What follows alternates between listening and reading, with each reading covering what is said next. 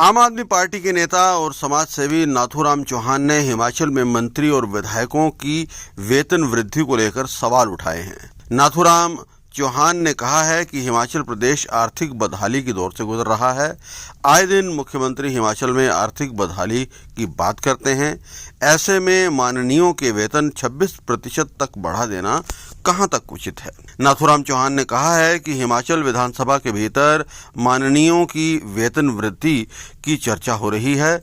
बाहर शिमला की सड़कों पर दृष्टि बाधित लोग अपनी मांगों को लेकर प्रदर्शन कर रहे हैं। उन्होंने कहा कि चुने हुए नुमाइंदों की वेतन वृद्धि इस तरह से नहीं होनी चाहिए।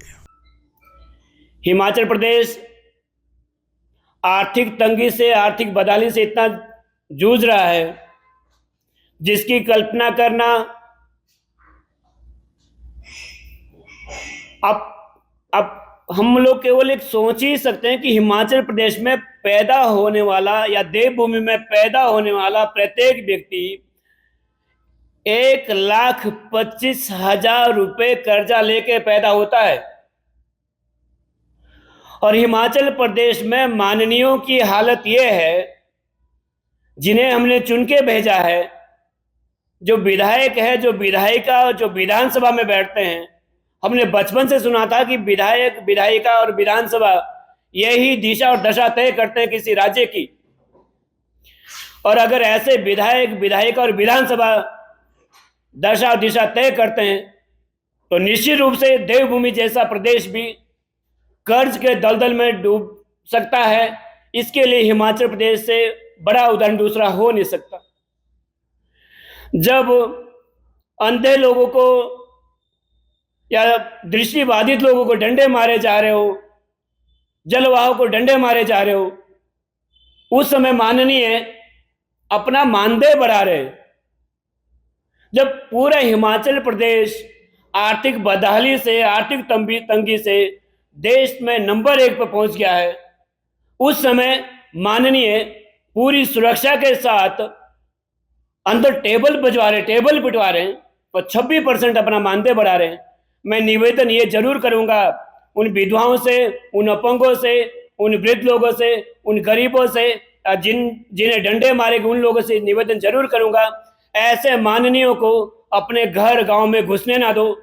और इन 68 विधायकों को, चाहे भाजपा का हो चाहे बीजेपी कांग्रेस का हो, इनको आगे आने वाली विधानसभा में ऐसा सबक सिखाओ कि जिंदगी भर ये लोग याद रखेंगे। विधानसभा में ये कहा जाता है कि इनके खर्चे नहीं चलते। तो मैं ये कहना चाहूंगा कि जो आपने आउटसोर्स पर रखे हुए हैं, उनका 13,000 में कैसे खर्चा चलता होगा? क्या उनके बच्चे नहीं है? क्या उनकी बीवियां नहीं है?